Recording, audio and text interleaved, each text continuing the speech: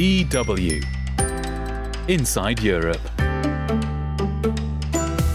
Hello and welcome. I'm Kate Laycock in Germany. On today's programme, President Trump in his first term said he wanted Greenland. There's a big U.S. base there. It's a really strategically located piece of land, and Trump said he wanted to buy it. And everybody, sort of laughed that off. But he's not even in office yet, and he's saying it again. And he's saying that it may not be the Greenlanders' choice. Donald Trump eyes up Greenland, whilst Elon Musk makes common cause with Germany's far right. And in happier news, the Italian journalist Cecilia Sala is released from prison in Iran. Those stories and more coming up on the programme.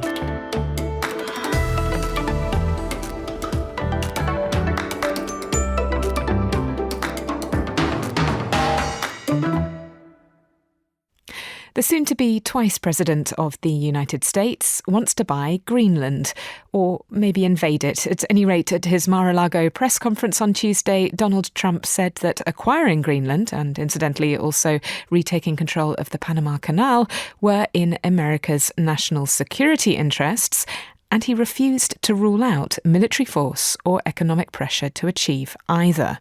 Which is why, when I managed to catch our security correspondent, Terry Schultz, just minutes before she was due to drive off to cover an all-important security meeting at the Ramstein military base here in Germany, our talk was not of President Zelensky in Ukraine, but of President-elect Trump and his press conference, which has caused a considerable amount of concern in Europe. It certainly did, Kate, and I'll apologize off the top for my raspy voice, but my jaw was dropping, Kate. So in this conversation he was having with journalists there in Florida, President-elect Trump said that he would not rule out using force to make Greenland and Canada possibly, and maybe the Panama Canal, but for our purposes, we'll talk about Greenland, become property of the United States. Now, Greenland is an autonomous territory of Denmark. It's not a member of the EU or NATO. It has a lot of autonomy, but it doesn't seem to have any inclination to want to be part of the United States. So President Trump in his first term said he wanted Greenland. There's a big U.S. base there. It's a really strategically located piece of land, and Trump said he wanted to buy it. And everybody, sort of laughed that off, but he's not even in office yet, and he's saying it again. And he's saying that it may not be the Greenlanders' choice. And so this is really causing concern. He was asked specifically if he would rule out use of force, and he said he couldn't rule that out. Now, over here in Europe, the Danish Prime Minister, Mette Frederiksen, said, look, Greenland is not for sale, and please keep in mind that these are people with their own language, their culture, their traditions, their own self-determination, and don't speak about them like they don't have a voice in this. So, of course, this is something that we're all going to be talking about, because if Trump is making such claims on territory that is technically part of a NATO ally, it's even more shocking than what he might say about places in other parts of the world. So this is really causing a lot of concern, and I am headed into a day of meetings of NATO allies at Ramstein, Germany, where we're simply not going to be able to avoid talking about this very high on the agenda, even though, of course, the main purpose of this meeting is to ramp up military support for Ukraine. So what we saw happen in the first Trump administration is already happening again now, and that is that all plans get derailed by something he says, which may or may not have any basis in the reality of what he actually thinks he can do. Right. And I mean, it does strike me that, hostile takeover, right? It's something that we talk about in business. But when this is the future president of the United States talking about it with all the sort of military might that comes with it, then that's a very, very alarming situation. Mind-blowing, really. Yeah. And this sort of spillover, right, between the world of business, the world of geopolitics, and the world of the media. And particularly, of course, we have to talk here about what was formerly known as the Twitter sphere, now maybe the Exosphere, I don't know. since Elon Musk changed the name. But it's all sort of bleeding together, isn't it? And you talked about reality. I mean, what is reality anymore anyway? We're going to be talking to Thomas Sparrow in Berlin later on about the situation with Elon Musk's pronouncements on the AfD in the run-up to the German elections. But it's not just German politics in Elon Musk's spotlight this week. It's been going all over the place. This is presumably something that you've been watching from Brussels with concern as well. It's true. It's been a huge issue here in Brussels. And this week it's been particularly acute because, as you mentioned, Elon Musk is going to speak with a leader of the AfD. And he has said that the AfD offers the, best hope, last hope for Germany. This kind of thing, which is quite disturbing from a sort of democracy angle. And this is why this week it has been discussed at great length in every midday briefing of the European Commission, because for one thing, X is already under investigation by the Commission. This started already more than a year ago when the Commission said that Musk is not obeying, with X, is not obeying the rules of the Digital Services Act, the DSA. Some of the things that they say are not in compliance are, for example, when he started selling the blue check mark, instead of that standing as a sign that these people had been verified, that their identity was in fact who they said they were. And then he started saying that, for a certain amount of money, you could have that blue check mark. That was very disturbing. And in fact, the Commission has deemed it to be illegal as lack of transparency under the DSA. He's also got problems with advertising, lack of transparency in advertising. That's another one of the violations that the Commission has said X is now standing in. And also there's another complaint they have about not providing data to researchers. And all three of these things are now standing as things that X already needs to reform on, or possibly stand being banned in the EU at worst, being fined. And so that's quite apart from these insults that Musk is now, spewing out over his own platform.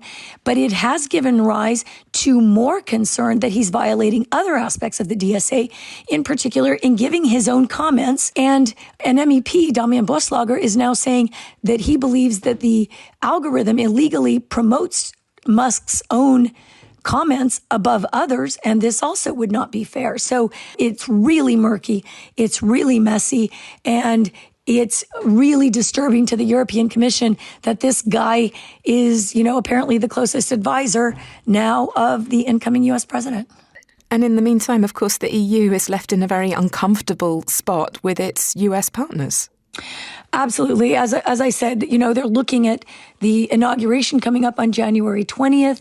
The Commission, and I'm sure we'll be speaking about this innumerable times in the years to come, has to play it really carefully. It can't antagonize Donald Trump more than he already is. He's already threatening tariffs from the moment he enters, threatening, he says now NATO needs to, raise its percentage of GDP target to 5%, which is an impossible expectation for 32 countries to agree on that. So he's already coming in with, guns a-blazing at his European allies, and they are thinking, what can we do to protect ourselves without making it worse? And I think, it's not comforting also for EU citizens to think that their leaders are feeling intimidated. But the problem is that nobody knows what this incoming U.S. administration will do. What are the limits of its power? I remember in the first Trump administration, Googling, lots of people were Googling, can he do that? Can he, pull out of NATO, these other things that he's threatening to do? We don't know yet. We don't know until he tries these things. And the thing about forcing Greenland to come under U.S. power is certainly something I don't think anybody was expecting. So it's an uncertain time ahead.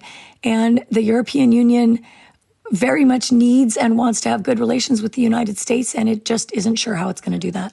Terry, thank you so much for spending the last of your voice on us. I'm going to save it up now after this. Always a pleasure to be with you. I love being on the show. Our security correspondent, Terry Schultz there. As you've just heard, it's not just Donald Trump that's been hijacking the European news agenda this week. A certain South African-born billionaire by the name of Elon Musk has been causing consternation and confusion too. And not just on his platform X. No, in Germany's case at least, Elon Musk's newly declared taste for European far-right politics has led him to take out an opinion piece in a major German weekly endorsing the AfD as the party that he sees as being the only one capable of, quote, saving Germany. He's also arranged a public conversation with its leader, Alice Weidel, to take place, surprise, surprise, on X. With German elections just weeks away, this, I put to our political correspondent Thomas Sparrow, can only be seen as a conscious and calculated intervention.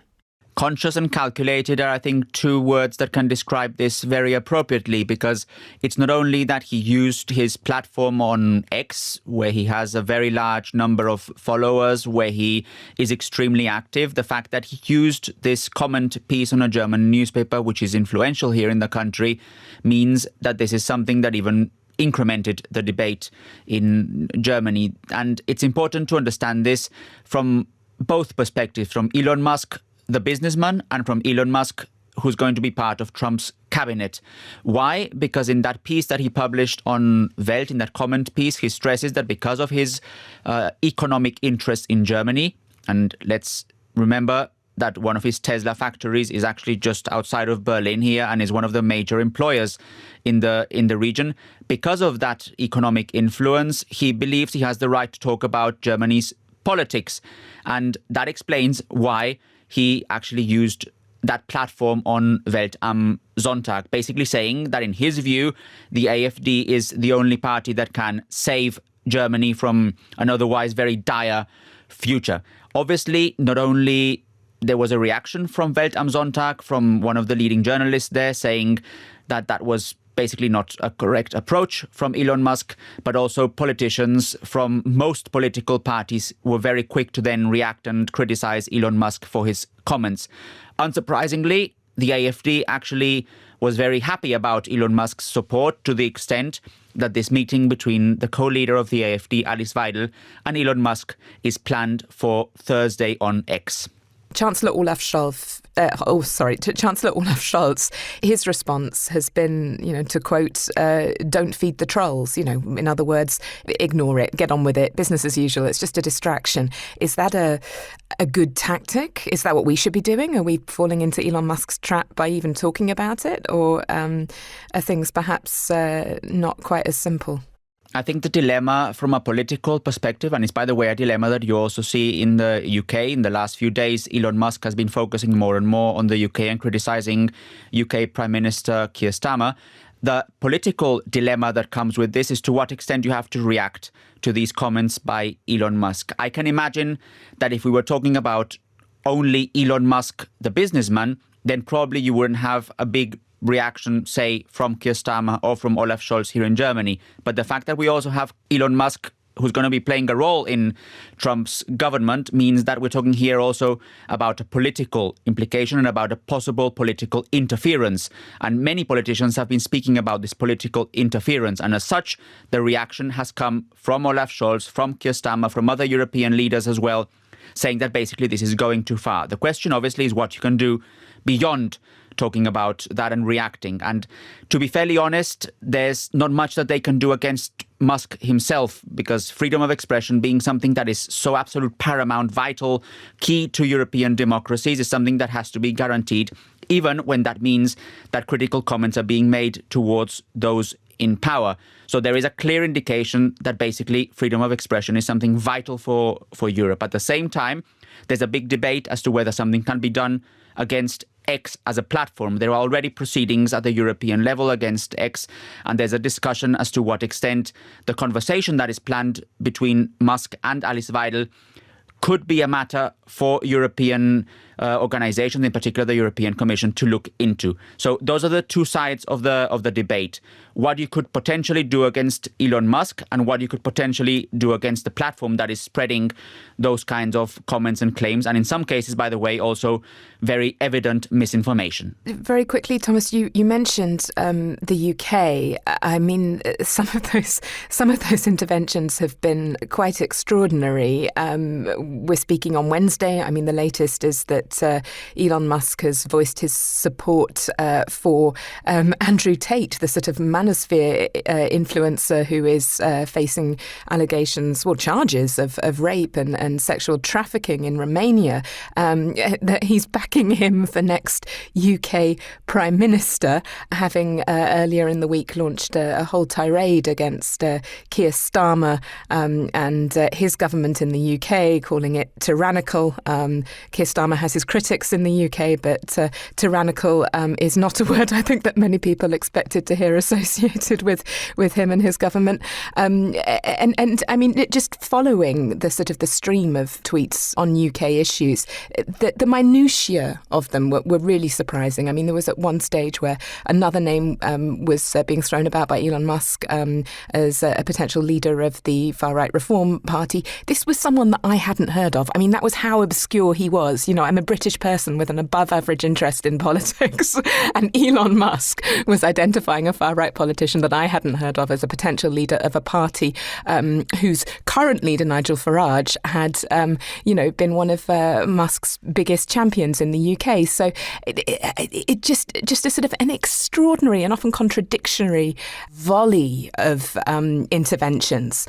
And this, I would have thought, might be cause for alarm for parties like the AfD, who are perhaps looking to tack their fortunes to the whims of Elon Musk, because he is proving himself to be very fickle, as Nigel Farage, for example, found out this week. Absolutely. And I think that's also something that the AfD may be following very closely, because if you look at what happened to Nigel Farage, one day he was being photographed with Elon Musk, the next day he was being criticized by Elon Musk. And that just shows you how changeable, if you will, his comments are, and basically to what extent a politician can count on Elon Musk. It is possible that if the AfD tomorrow or in 3 days or in 5 days say something that Elon Musk doesn't like, then that he would post online that the AfD is no longer the party that will save Germany. So basically the question from the far-right perspective here in Germany is to what extent they can use this moment, this specific situation where Elon Musk is supporting them,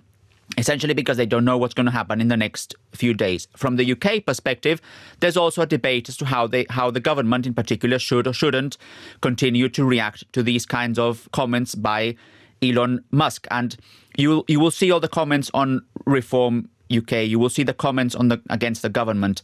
There are all sorts of comments that he's been publishing in the last few days. And I think one thing in common between his criticism of the UK government and his criticism of the German government is, on the one hand, that he has insulted both the UK leader and leaders here in Germany, the German Chancellor and the German President. And second, that he's addressing those criticism towards centre-left governments, the centre-left government here in Germany and the centre-left government in the UK. At the same time, he is strengthening those far-right voices here in Germany and in the UK. So if we're looking at parallels, I see those parallels. I've got no idea what's going to happen next, because we've clearly seen that his sympathies can change very quickly and without notice, Nigel Farage being the main case there. But all this, again, just raises very important questions about how much attention should be given to this person, the world's richest man, who is also going to play a role in Donald Trump's government, especially since he seems to be just commenting on European affairs, to the extent that some have really described this as meddling in the internal affairs of other countries. Our political correspondent Thomas Sparrow there. For all the latest on the German elections, you can download DW's Breaking News app. We also recommend DW's new Berlin Briefing podcast, which is available wherever you get your podcasts. I'm Kate Laycock in Germany. You're listening to Inside Europe.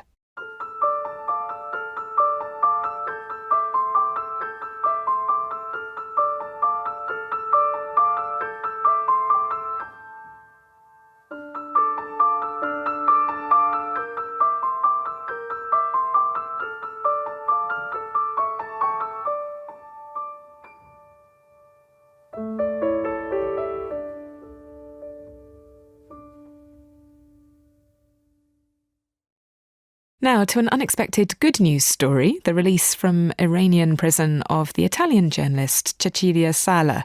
Just how she came to be arrested in Iran and how her release may have been secured, we are about to find out in this report from Megan Williams in Rome. After a rush towards her companion awaiting her on the tarmac, Cecilia Sala then embraced her parents and thanked Italian Prime Minister Giorgia Meloni, awaiting her inside the Ciampino airport here in Rome, with Meloni telling her she'd been strong, now she could be serene. The freeing of Sala from the infamously harsh Ivan prison in Iran is a diplomatic win for Meloni. A result, said the leader in a statement announcing Sala's release, of, quote, intense work on diplomatic and intelligence channels. No mention was made of the case of Mohammed Abedini, an Iranian engineer Italian police arrested on a U.S.-issued Interpol warrant at the Milan Malpensa airport 3 days before Iran detained Sala, a move American authorities called an act of reprisal. Iran denies the two arrests were connected and called Abedini's detention hostage-taking. But late last week, Meloni made a short visit to meet with U.S. President-elect Donald Trump in his Florida Mar-a-Lago resort, where the two are said to have discussed Abedini and Sala's cases, with observers positing Meloni may have secured a promise from Trump to release Abedini to Iran rather than extradite him to the U.S., once Trump takes office as president later this month. Sono tornata in Iran, il posto dove più volevo tornare. Sala's arrest came on December 16th, several days after her last podcast from Tehran, where she reported on how many women in the Islamic Republic now no longer fear going out without a veil. 3 days later, the 29-year-old was arrested as she was heading back here to Italy for the holidays. She's one of dozens of foreigners and dual nationals jailed by Iran. Most are charged with spying. I tend to look at these cases as part of a trend, almost a serial crime. Says Jason Rezaian. 10 years ago, he was the bureau chief for the Washington Post in Tehran when Iranian authorities arrested him and put him in the same prison Cecilia Sala was held, in solitary confinement. The lights are on 24 hours a day.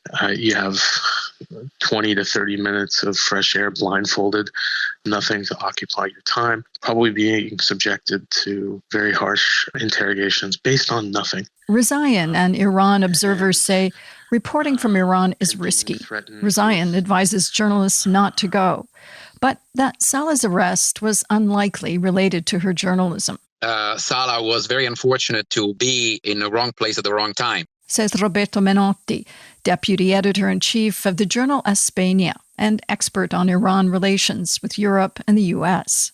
Instead, he says it was most likely related to the arrest of the Iranian Abedini, wanted on the U.S. warrant for allegedly supplying drone parts that were used in an attack that killed 3 U.S. soldiers in Jordan a year ago.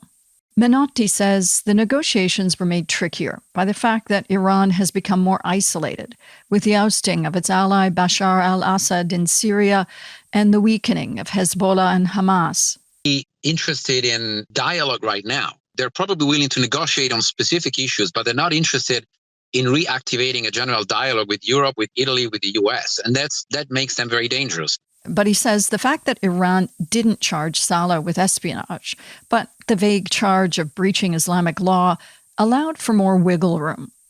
Jason Rezaian says all foreigners arrested by Iran and other states on spurious charges deserve their government's full resolve in securing their release. This is a phenomenon that a growing number of authoritarian states are using, a tool, a foreign policy tool. And he says the U.S. and allies need to put an end to them with a collective plan and clear deterrence, and a move away from one-off deals.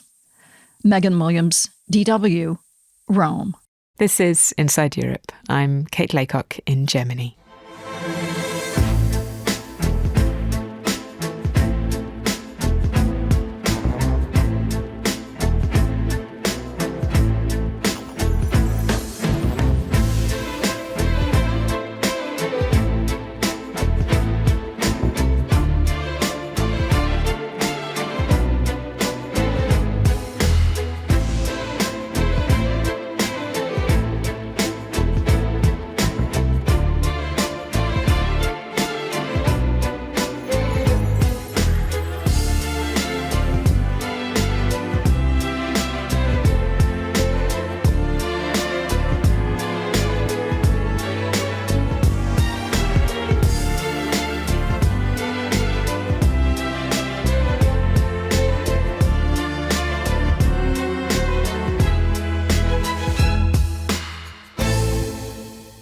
This is Inside Europe, and I'm Kate Laycock in Germany. In the next half hour, Austrian far-right firebrand Herbert Kickl gets a shot at forming a government, and French far-right firebrand Jean-Marie Le Pen dies aged 96. We'll also be marking the 20th anniversary of one of Germany's most notorious death in custody cases, and investigating Ankara's mixed messaging when it comes to Turkey's upstart wine industry. All those stories and more still to come. Broadcasting from Germany. This is Inside Europe. This week, Austrian President Alexander Van der Bellen tasked the leader of the far-right Freedom Party, FPÖ, on Monday with forming a coalition government after a centrist bid to assemble one without the FPÖ collapsed unexpectedly over the weekend. Which means two things. Number one, it is high time that we checked back in with our Austrian-born correspondent Laura Kabelka, who covered the Austrian elections for us back in September. Number two, we have to talk about Herbert Kickl again. Remind us who he is, please, Laura. Herbert Kickl is the leader of Austria's far-right Freedom Party, and mind you, this party has been around for quite some time, since the 50s, and it was established by former National Socialists, which is quite important to point out given Austria's history. I also mentioned this to compare it with Germany's far-right AfD, which was founded much more recently in 2013. And so in Austria, the FPÖ was at the beginning quite rather moderate, but it has shifted more and more to the right. And now under Herbert Kickl, it is very much on the right side of the political spectrum. He is anti-migration and EU-skeptic and pro-Russian.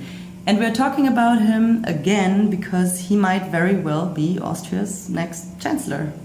Now, remind me, Kickl and his party came out the clear winners of the elections in September, and yet it has taken until now for an invitation to him to be extended to form a government. What's been happening in the meantime? Right. So the FPÖ won for the first time. They came in first with around 30% of the vote. However, the other parties previously said that they would not govern with this far-right party. So the losers, so to say, came together and started coalition talks to, circumvent this far-right party in government. But then, plot twist, 3 days into 2025, these coalition talks collapsed. So that means conservatives, social democrats and liberals just couldn't find agreement. And that is why we're now in a situation where the president had to take next steps. And so he did invite Herbert Kickl to now start coalition talks, which will be held with the Conservative Party, which is, by the way, a party that previously said it would not work with Kickl. So another turnaround. And for President Van der Bellen, this was probably quite a difficult balancing act because on the one hand, there is a democratic process to follow after elections where usually the winner gets to start coalition talks. Now, Kickl gets this chance via a detour. But on the other hand, the president also wants to safeguard democratic values and human rights, which he has previously alluded to the FPÖ could threaten. And so the president, just to give you some context, he used to be the Green Party leader. And so he has very different political views and also an international reputation to save or to build. He did have other options, but these would have been quite unusual, more like a last resort. He could have also resigned to avoid this decision altogether, and he could also have called for new elections again. But then the FPÖ might have won even bigger because polls now suggest it would win even 35% of the votes. And of course, we are now in a very favourable geopolitical conjuncture for wannabe far-right governments. Given that the last lot of talks in an attempt to form a coalition lasted months, are we looking at a similar scenario, or do you expect things to go quicker this time? We could probably see some changes, and this would then lead to larger discussions. And so it could be that coalition talks take quite some time. These would be about the education sector, for instance, where Kickl wants to introduce a reporting system for schools to identify and report teachers who are perceived to be promoting leftist ideologies, or on climate change issues, or on how the government will deal with the press and media funding, social welfare, gender, LGBTQ plus topics. So there is definitely a lot to discuss also with the Conservative Party. It's impossible to say how much time this will take.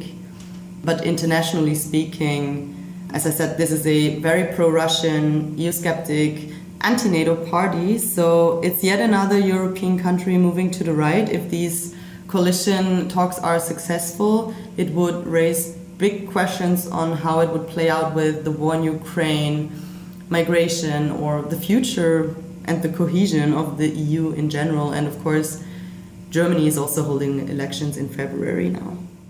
Laura Kabelka there with that sobering overview of the state of European politics after the Austrian elections and before the German ones.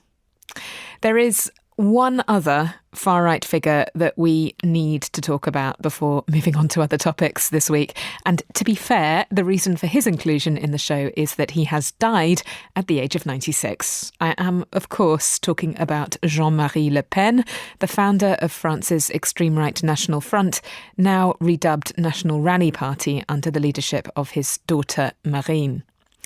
John Lawrenson looks back at the life and times of one of the most notorious political leaders in post-war European history.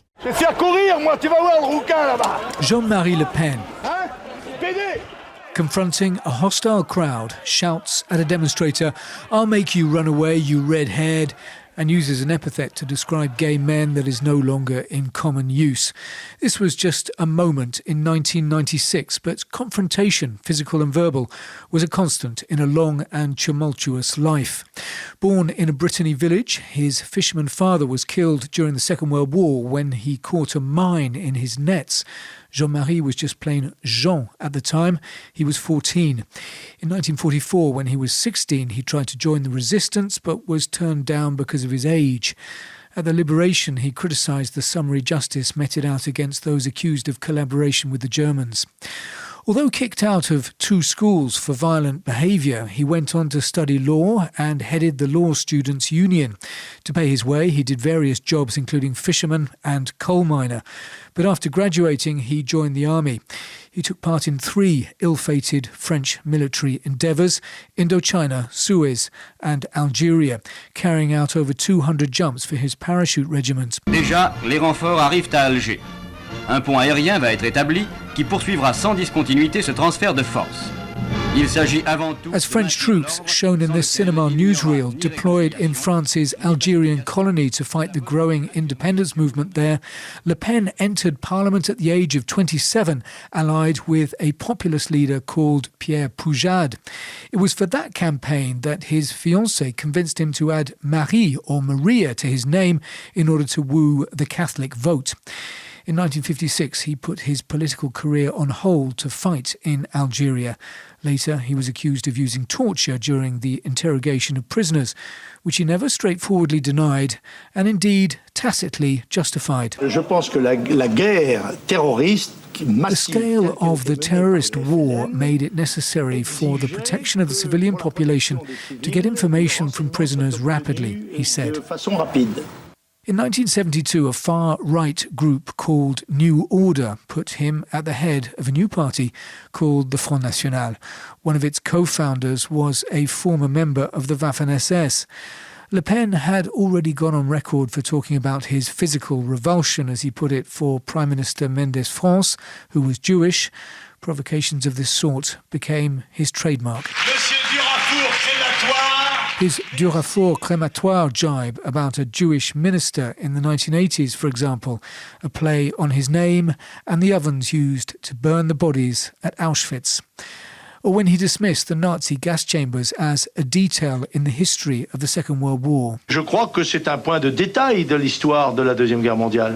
Though he never clearly stated that he was an anti-Semite or that the Holocaust didn't happen, he was straightforwardly racist. Oui, je crois à l'inégalité des races, oui, bien sûr. I believe in racial inequality. Of course I do. History proves it, he said. This sort of thing kept him in the limelight for decades. His celebrity outshone that of presidents and prime ministers. He thrived on it. It was, you had the impression, his food and drink. Even when it became clear that his studied dodginess was making him toxic for most voters. He was loved by 10-15% of the French, but for the rest, he became the man they most loved to hate. And this ensured that, though his positions on topics like immigration enjoyed considerable popular support, that he could never come anywhere close to winning power. For his daughter, Marine, however, the gates of the Élysée are now tantalisingly in reach. Should she become France's next president, her father will not be there to see it happen. His spirit, however, will be very much alive. John Lawrenson, DW, Paris. Racism kills. In Germany, there is perhaps one name more than any other which has become synonymous with that message: Oury Jalloh. His death in a police cell in the German city of Dessau on January 7th, 2005 is widely regarded as one of Germany's most egregious death in custody cases. 20 years on, and his name is still remembered, thanks to a grassroots campaign which is still seeking justice for his friends and relatives.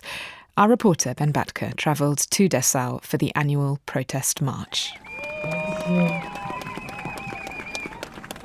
Oury Jalloh! Das war Mord! Oury Jalloh! Das war Mord! Widerstand an jedem Ort! It's a mild, sunny winter day in Dessau, a city of 80,000 located a 90-minute train ride southwest of Berlin.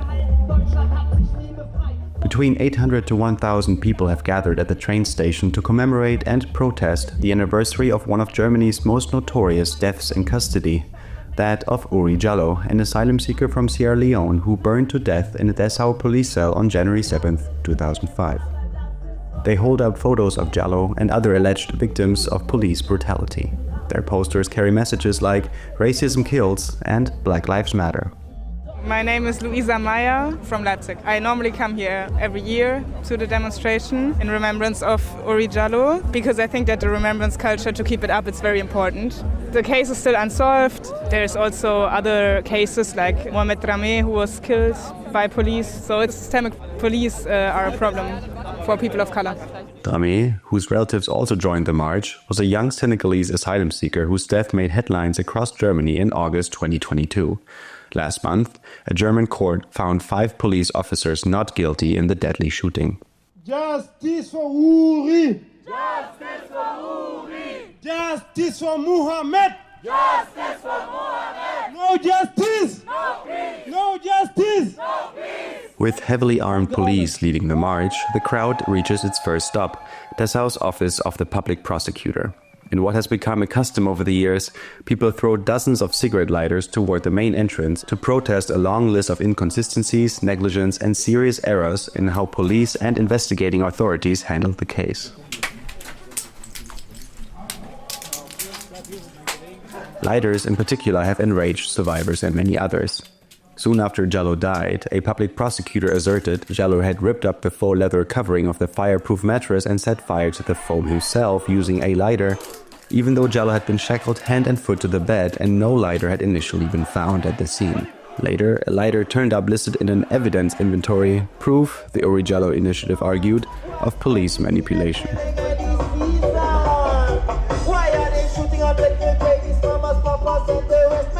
By the time the procession reaches Dessau's district court, twilight and a drizzle have set in. I approach Mukhtar Ba. He was one of Jalloh's closest friends and has been the driving force behind the initiative in remembrance of Oury Jalloh since the beginning. I was there every day of the trial. It was a farce. They didn't want to talk about the lighter, not about DNA, that he couldn't set himself on fire, only about involuntary manslaughter. This district court is a symbol for me, for the mistrust I've developed. I don't trust this country. I don't trust this democracy. At the end of the trial, the 2 police officers on duty were acquitted. To this day, the only person to have been convicted in the Jalloh case was the head of the police squad responsible to a €10,800 fine for involuntary manslaughter. However, the verdict assumed that Jalloh set fire to the mattress himself. Today we do not only remember Oury Jalloh, but also the many other black people and people of colour whose lives were stolen by the very systems that were meant to protect them. Lives like the one of my cousin Roble, who died and was murdered in police custody 6 years ago in Schweinfurt. That's Sagal, one of Roble Wassamer's cousins. Like Jalloh, the Somali asylum seeker died in a police cell. The public prosecutor's office assumed suicide and closed the investigation in October 2019, but relatives and human rights organizations have had doubts ever since. Just relaunched a campaign to bring the case to court eventually. We're doing our own investigation. I'm here to obviously show my solidarity, but also to raise awareness about Roble's case, as well as speaking about the numbers of refugees and asylum seekers who've died at the hands of police custody. According to the Death in Custody campaign, 260 black people, people of color, and people affected by racism have died while held in detention or as a result of encounters with German police since 1990. The last but one stop is Dessau's towering city hall, which to Muqtaba has become a symbol of authorities' failure to provide assistance to him and Jalloh's relatives. We tried to talk to the mayor because we didn't get any information from the police. But he sent us home. He said Oury had not behaved so well. We thought, is this man crazy? Someone is dead in a cell and he says something like that? But we are still here to show them that we haven't given up, such as through the investigation we commissioned. It proved that Oury Jalloh was murdered. He had no carbon monoxide in his blood, no stress hormones in his urine. That means they killed him beforehand and then poured gasoline over him. Okay, ich nutze nochmal diese Gelegenheit nochmal. 4 hours after it started, the thinned-out protest march reaches its destination, the police station where Oury Jalloh spent the final hours of his life. I strike up a conversation with Jalloh's only son, who's standing only a few meters away from the very cell in which his father burned to death almost exactly 20 years ago. I'm Felix and I'm the son of Oury Jalloh. I'm 21 years old and it's now the first time for me to be in Dessau. Felix was born around 2 years before Jalloh died, but he only saw his father once before Jalloh and his girlfriend gave him up for adoption, reportedly under pressure from authorities and the girlfriend's family. He says it wasn't until 10 years ago that the family that adopted him revealed to him what had happened to his father. On one side, it makes me happy to see so many people fighting for equality, and on the other side, I'm kind of depressed. It was my lifetime goal to see him one day. And on the day, 2014, when I knew what happened, my whole world changed. And everything here reminds me on that day. It's like the dance on a knife for me. This place destroyed all my dreams. I hope that we have one day the moment where they say, yes, it was a murder.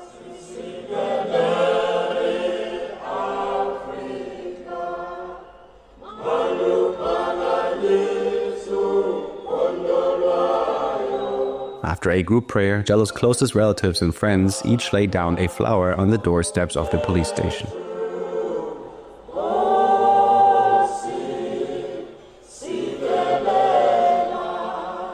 At least 2 other people have died in the same Dessau police station under unexplained circumstances. One of them, a homeless person named Mario Bichtemann, also died in cell number 5. The 2 police officers suspected of killing Jalloh were working at the station then, too.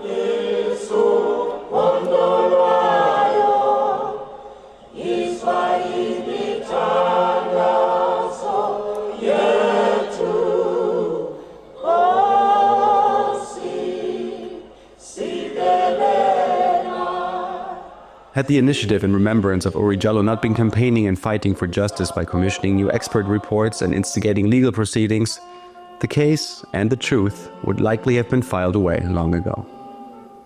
Germany's highest court confirmed that investigations were closed in 2022, but the case is still pending at the European Court for Human Rights. Moreover, Mukhtar and his allies are currently preparing to sue Germany at the European Court of Justice with help from public prosecutors in Sierra Leone, Mali or Guinea, Ba's home country. How long shall they kill our prophets while we stand aside and look? Some say it's just a part of it, We've got to fulfill the book. Won't you help to sing these songs of freedom? 'Cause all I hear. In Germany, there is no statute of limitations on murder. Ben Bradke, DW, Dessau. Bob Marley's elegiac redemption song ending that report from Dessau there. I'm Kate Laycock in Germany. You're listening to Inside Europe.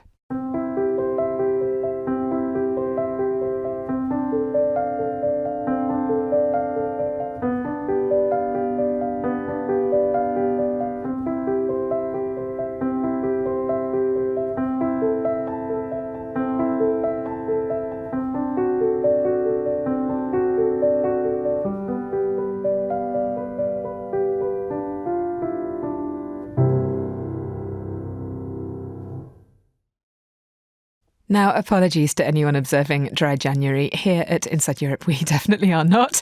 In fact, the following is just one of a crop of altogether rather boozy stories that correspondents have been sending in of late. It comes to us from Spain, which produces around a quarter of the world's cork. You know, the stuff that all bottles were stopped with before synthetic alternatives and screw caps came in. Anyway, that's about the extent of my cork knowledge, so time to hand over to Zoe Bass.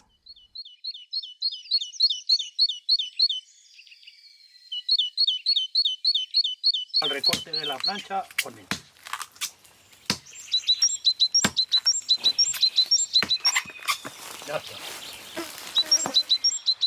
That is the sound of the cork cutters, or corcheros in Spanish, hard at work in the height of the Andalusian summer. This skilled and ancient craft involves the deft removal of the cork bark using a hand axe and a long, pointed wooden stick. I spoke with Juan Morachero Nuevo, the president of the Cork Cutters Association of Andalusia. El corcho tienes que cortar con el hacha y no puedes tocar la capa madre. The cork tree must be cut with an axe without touching the inner layer of the trunk. It takes incredible precision. We call ourselves the surgeons of the forest. It's true, because it's difficult work, very difficult. One cannot use the same technique on every tree because every tree is different. It depends on the anatomy of each one. Spain is the second biggest producer of cork in the world after Portugal. It is home to the world's largest cork oak plantation. It lies in the Alcornocales, or Cork Oak Grove National Park in Andalusia, and covers some 160,000 hectares, stretching all the way down to the Straits of Gibraltar. Back to Juan, who was born in the Alcornocales Natural Park. El trabajo de corchero es un trabajo que pasa de generación en generación. The craft of cork cutting is passed from generation to generation, grandfather to father and father to son. Normally, all of us born here in these mountains would learn the cork trade. Originally, back in the 1800s, we learnt from the Portuguese and the Catalans, who already had large cork businesses. But we had to adapt some of the techniques for this region because the cork trees here are simply enormous.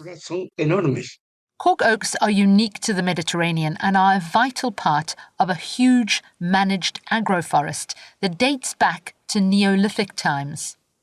The first time I saw the newly peeled trunks of the cork oaks, I couldn't shake the feeling that I was looking at a flock of shorn sheep. The tree has a very thick coating, this bark, this cork. It's very fissured and it's fairly pale in colour, so it's a greyish colour. So when that's removed, and it can be moved up through the trunk, maybe 2 or 3 metres high into the trunk, you have, when it's first cut, a very bright, peachy, flesh type of colour, which is very, very visual. And gradually it'll go from that peachy flesh colour through a reddish colour through the first winter, turning brown and grey again as the bark layer recovers and grows anew.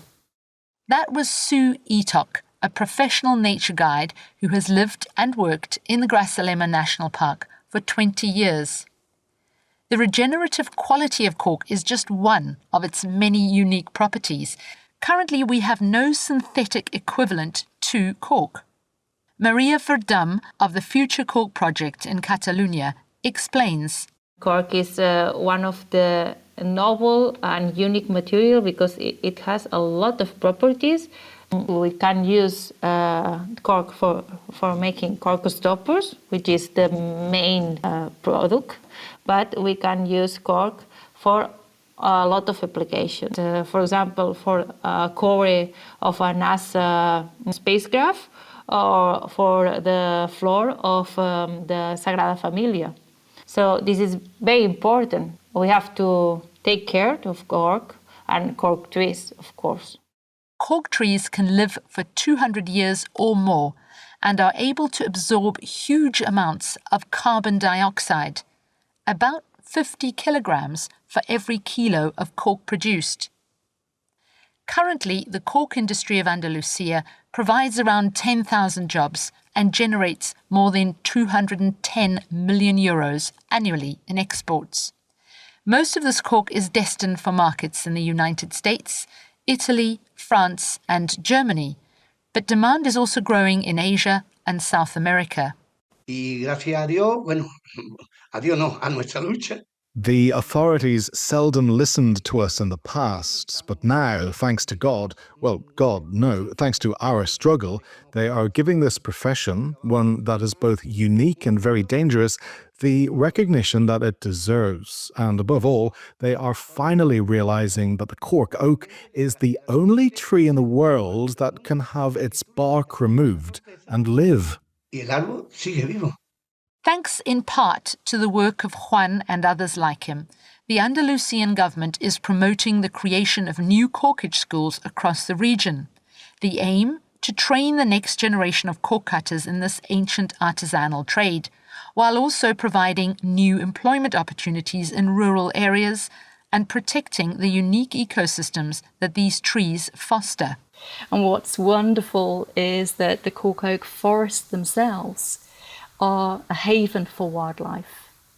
So as a sustainable product, it's quite amazing that that comes from a most beautiful landscape. And that's one thing that does very much surprise people, to walk through the forest. And, you know, I do quite like to say to people in the middle of, you know, this silent forest, they're surrounded by these beautiful trees, wonderful landscape, is imagine the other industries that are competing and how they look.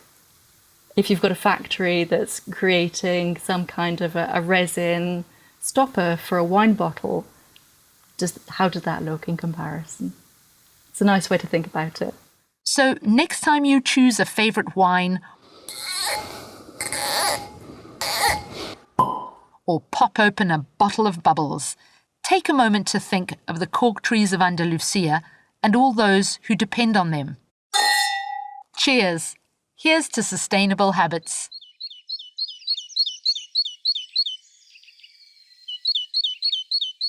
Cheers to that, Zoe Vase. Just time for me to remind you that our podcast is available pretty much wherever you find podcasts, and that we are always grateful for likes, shares, recommendations particularly, actually. You know, if you want to tell a friend about us, then that would be lovely. We also, in the run-up to German elections, recommend, of course, DW's new podcast, Berlin Briefing, which comes to you from DW's studios in Berlin. Our feedback address is insideeurope@dw.com. We really do check that regularly and always enjoy hearing from you with your ideas and comments about the show. This episode was produced by me, Kate Laycock, with sound engineer Ziad Abu Sleiman. Extra thanks this week go to Isaac Mugabe. Inside Europe comes to you from DW in Bonn, Germany.